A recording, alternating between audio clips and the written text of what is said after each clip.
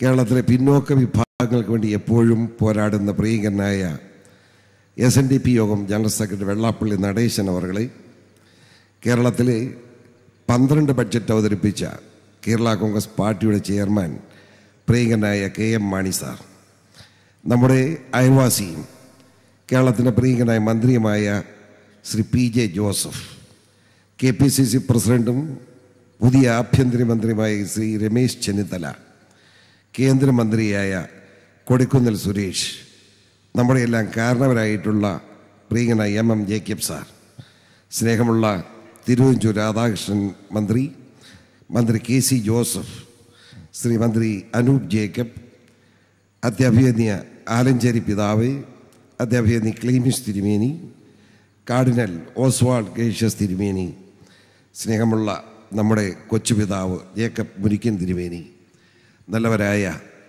വൈദികരെ, ശ്രേഷ്ഠ പിതാക്കന്മാരെ, വന്യരായ സിസ്റ്റേഴ്സ്, സഹോദരന്മാരെ, സ്നേഹിതരെ, വേദിയിലുള്ള മറ്റ് വിശിഷ്ട വ്യക്തിത്വങ്ങളെ, എനിക്ക് മുമ്പ് നടന്ന പ്രസംഗങ്ങൾ മുഴുവൻ ആസ്വദിച്ച് ഇരിക്കുകയായിരുന്നു. ഈ നേതാക്കന്മാർ പറഞ്ഞതുപോലെ തന്നെ ഈ രാജ്യത്തെല്ലാം സംഭവിച്ചാൽ നമ്മളെല്ലാം ഭാഗ്യവാന്മാരായി എന്നാണ് എനിക്ക് പറയാനുള്ളത്. മലയോര മേഖലയിലെ പാവപ്പെട്ട ജനങ്ങളുടെ വികാരം ഞാൻ പല മേഖലയിലും പറഞ്ഞു. കേരളത്തിൻ്റെ മുഖ്യമന്ത്രി ഉമ്മൻചാണ്ടിയെ നമുക്കൊരു 2 മാസത്തെ കൂടി വിശ്വസിക്കാം, എന്നിട്ട് കുഴപ്പമുണ്ടാകുകയാണെങ്കിൽ അടിയുണ്ടാക്കാൻ ഞാനും കൂടാം എന്ന് ഞാൻ പരസ്യമായി പറഞ്ഞതാണ്. ഇപ്പോഴും ഞാൻ ആ അഭിപ്രായത്തിൽ നിൽക്കുകയാണ്. എനിക്കിപ്പോഴും ആശങ്കയുണ്ട്, ഇല്ലെന്നൊന്നും പറയുന്നില്ല, മുഖ്യമന്ത്രിയുടെ മനസ്സിലുമുണ്ട്. പക്ഷേ ആ പ്രിയങ്കരനായ KC ജോസഫ് ഇവിടെ പറഞ്ഞതുപോലെ അതൊക്കെ പരിഹരിക്കാൻ പ്രിയങ്കരനായ നമ്മുടെ മുഖ്യമന്ത്രി കഴിയുമെന്ന ഉറച്ച വിശ്വാസമാണ് എനിക്കുള്ളത്, തുറന്നു പറയുന്നു. അങ്ങനെ ആയിരിക്കട്ടെ എന്ന് ഞാൻ പ്രാർത്ഥിക്കുന്നു. പക്ഷേ നമ്മുടെ ക്രൈസ്തവ ജനസമൂഹം, ഞാനൊരു സെക്കുലർ കാഴ്ചപ്പാടുകാരനാണ്, പക്ഷേ ക്രൈസ്തവ സമൂഹം കേരളത്തിനും രാജ്യത്തിനും നൽകിയിട്ടുള്ള സംഭാവനകളെപ്പറ്റി, ചെയ്തിട്ടുള്ള സേവനങ്ങളെപ്പറ്റി ഇവിടെ നമ്മുടെ പ്രിയങ്കരനായ നേതാക്കന്മാർക്ക് പറയുന്നത് കേട്ടപ്പോൾ എൻ്റെ മനസ്സിന് കുളിർമ തോന്നി എന്ന് പറയാതിരിക്കാൻ പറ്റില്ല. അത് പരസ്യമായിട്ട് തന്നെ പറയുകയാണ്. ഇവിടെ 187 ബിഷപ്പന്മാരാണ് എത്തിയിട്ടുള്ളത്. പാലായുടെ ചരിത്രം മാറ്റി എഴുതുകയാണ്.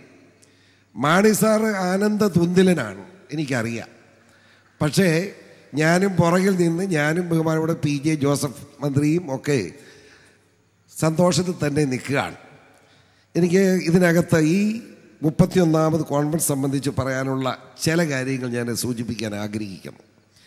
My happiness and emotionality knew no bounds when I came here to participate in the 31st Plenary Assembly of Catholic Bishops' Conference of India, the apex body of church in our nation, being held at St. Thomas College Ground, Arinapuram, Pala.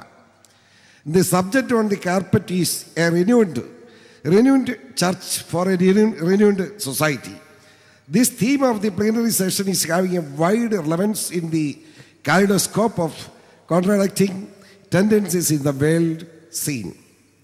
CBCA President Oswald Cardinal Gracious, in his inaugural address, expressed the need for an evangelical society to work for the realization of noble goal.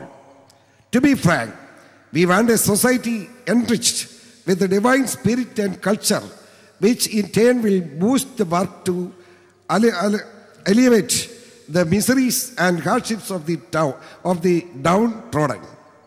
The plenary session, clothed in the spirit of be holy in everything you do, will certainly radiate the beams of love, affection, and sentiments, and also acts as a beacon light to the humanity. These good virtues will be more flourish when there is an inter-religious dialogue. What I am driving at is that we must have great concern on the harmony among the various religions and strive for more understanding and brotherhood amongst the people. I like this opportunity to extend my hearty thanks to the Archbishop and Bishop Emirates and all other bishops, very reverend fathers, sisters, and the religious, political, and civic leaders. അതോടൊപ്പം ഇത്രയും മാത്രം ഭാഗ്യം ലഭിച്ച കല്ലറങ്ങാട്ട് പിതാവിനെയും അദ്ദേഹത്തോടൊപ്പമുള്ള ഇവിടുത്തെ ഇതിനു വേണ്ടി ബുദ്ധിമുട്ടുന്ന വാളണ്ടിയേഴ്സിനെയും അതുപോലെ ഇവിടെ പണിയെടുക്കുന്ന സിസ്റ്റേഴ്സിനെയും അതുപോലെ തന്നെ അരമനയിൽ നമ്മുടെ വന്യരായ വൈദികർ ചെയ്യുന്ന സേവനങ്ങളെയും ഒക്കെ ഒരു വളണ്ടിയർ എന്ന നിലയിൽ ചെയ്യുന്ന സേവനങ്ങളെ ആദരവോടുകൂടി കണ്ടുകൊണ്ട് അവർക്കെല്ലാം ദൈവാനുഗ്രഹം നേർന്നുകൊണ്ട് എൻ്റെ എളിയ വാക്കുകൾ ഞാൻ ഉപസംഹരിക്കുന്നു. നന്ദി, നമസ്കാരം. PC ജോർജ് സാറിന് പ്രത്യേകം നന്ദി പറയുന്നു. അടുത്ത ആശംസ അറിയിക്കുന്നത്